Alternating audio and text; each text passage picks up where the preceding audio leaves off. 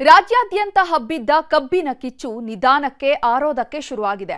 ಬೆಳಗಾವಿಯಲ್ಲಿ ಅನ್ನದಾತರ ಹೋರಾಟ ತಣ್ಣಗಾಗಿದ್ದು, ವಿಜಯಪುರ, ಬಾಗಲಕೋಟೆಯಲ್ಲಿ ಮಾತ್ರ ಬೂದಿ ಮುಚ್ಚಿದ ಕೆಂಡದಂತಾಗಿದೆ.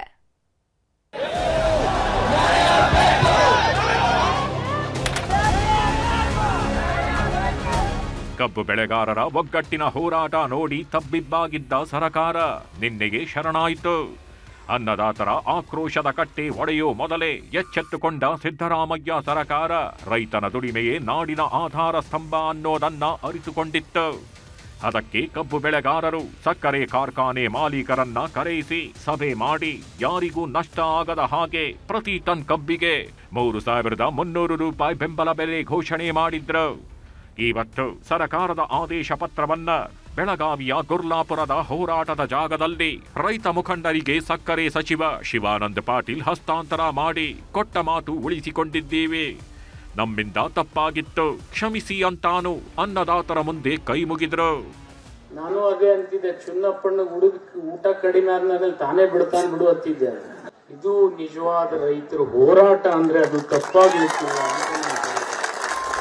ಕಬ್ಬು ಬೆಳೆಗಾರರು ಕೇಳಿದ್ದು 3,500 ರೂಪಾಯಿ, ಸರಕಾರ ಮತ್ತು ಸಕ್ಕರೆ ಕಾರ್ಖಾನೆ ಮಾಲೀಕರು ನಿರ್ಧರಿಸಿದ್ದು 3,300 ರೂಪಾಯಿ.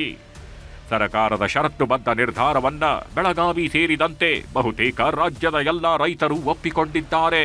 ಆದರೆ ವಿಜಯಪುರ ಮತ್ತು ಬಾಗಲಕೋಟೆ ಭಾಗದ ರೈತರು ಮಾತ್ರ ಇಳುವರಿ ಆಧಾರದ ಮೇಲೆ ಬೆಂಬಲ ಬೆಲೆ ನೀಡೋದಕ್ಕೆ ವಿರೋಧ ಮಾಡ್ತಿದ್ದಾರೆ. ಏನ್ ಹೇಳಬೇಕಾಗಿತ್ತು ಮುಖ್ಯಮಂತ್ರಿಗಳಂದ್ರೆ 3,300 ರೂಪಾಯಿ ಮೊದಲೇ ಕಂತಿನ 14 ದಿನದಾಗ ಸೋರೆಟ್ ಕಾಯ್ದೆ ಪ್ರಕಾರ ರೈತರ ಖಾತೆಗೆ ಬರಬೇಕು, ಎಲ್ಲಾ ಕಾರ್ಖಾನೆಗಳು ಏಕರೂಪ ಒಂದೇ ರೇಟ್ ಕೊಡ್ಬೇಕಂತ ಹೇಳ್ಬೇಕಾಗಿತ್ತಲ್ಲ. ಅದನ್ನ ಬಿಟ್ಟು ರಿಕವರಿ ಆಧಾರ ಅಂದ್ರೆ ರಿಕವರಿ ಒಪ್ಪುದಿಲ್ಲ. ಆ ದೃಷ್ಟಿಯಿಂದ ಈ ವರ್ಷದ್ದು 3,500 ರೂಪಾಯಿ ನಮ್ಮ ಬೇಡಿಕೆ, ನಮ್ದ ಮೊದಲೇ ಕಂತಿನ. ಆ ದೃಷ್ಟಿಯಿಂದ ಇದು ಹೋರಾಟ ಮುಂದುವರೆದೈತಿ. ರೈತರನ್ನ ಕನ್ಫ್ಯೂಸ್ ಮಾಡ್ತಾರೆ ಈ ಕಾರ್ಖಾನೆ ಮಾಲೀಕರು, ಸರ್ಕಾರಗಳು ಕೂಡ. ಸಣ್ಣ ಪುಟ್ಟ ಗೊಂದಲ ಪ್ರತಿಭಟನೆ ಬಿಟ್ರೆ ರಾಜ್ಯದ ಬಹುತೇಕ ಜಿಲ್ಲೆಗಳ ಕಬ್ಬು ಬೆಳೆಗಾರರು ಸರಕಾರದ ನಿರ್ಧಾರವನ್ನ ಸ್ವಾಗತ ಮಾಡಿದ್ದಾರೆ. 1 ಟನ್ ಕಬ್ಬಿಗೆ ಉತ್ಪಾದನೆಯಾದ ಸಕ್ಕರೆಯ ಶೇಕಡ ಪ್ರಮಾಣ ಆಧಾರದಲ್ಲಿ ಹಣ ಕೊಡಬೇಡಿ ಅಂತಾನು ಮನವಿ ಮಾಡಿದ್ದಾರೆ. ಆದರೆ ಎಂಎಸ್ಪಿ ಮತ್ತು FRP ನಿಗದಿ ಮಾಡೋದು ಕೇಂದ್ರ ಸರ್ಕಾರ.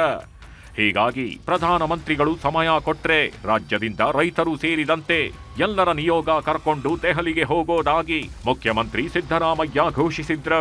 ಆದ್ರೆ ಪ್ರಹ್ಲಾದ್ ಜೋಶಿ ಸಿದ್ದರಾಮಯ್ಯ ರೈತರ ಹೆಸರಲ್ಲಿ ರಾಜಕೀಯ ಮಾಡ್ತಿದ್ದಾರೆ ಅಂತ ಆರೋಪಿಸಿದ್ರು.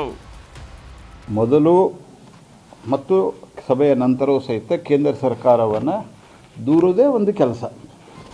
ಮಳೆ ಜಾಸ್ತಿ ಆದರೂ ಕೇಂದ್ರ ಸರ್ಕಾರ, ಮಳೆ ಕಮ್ಮಿ ಆದರೂ ಕೇಂದ್ರ ಸರ್ಕಾರ ಮೋದಿ ಕಾರಣ, ಜನಸಂಖ್ಯೆ ಜಾಸ್ತಿ ಆದರೂ ಮೋದಿ ಕಾರಣ, ಜನಸಂಖ್ಯೆ ಕಮ್ಮಿ ಆದರೂ ಮೋದಿ ಕಾರಣ. ಒಂದು ಚಿಲ್ಲರ್ ಪಾಲಿಟಿಕ್ಸ್ಗೂ ಒಂದು ಮಿತಿ ಇರಬೇಕು. ಕೇಂದ್ರ ಸರ್ಕಾರದ ನೀತಿಗಳು ಕಾರಣನೋ ರಾಜ್ಯ ಸರ್ಕಾರದ ಎಡವಟ್ಟುಗಳು ಕಾರಣನೋ ಗೊತ್ತಿಲ್ಲ. ಆದರೆ ಕೇಂದ್ರ ಮತ್ತು ರಾಜ್ಯ ಸರ್ಕಾರ ಪ್ರತಿನಿಧಿಸೋ ರಾಜಕಾರಣಿಗಳು ರಾಜಕೀಯ ಬಿಟ್ಟು ರೈತರ ವಿಷಯದಲ್ಲಿ ಒಗ್ಗಟ್ಟು ಪ್ರದರ್ಶನ ಮಾಡಬೇಕಿದೆ. Bureau report, news 18.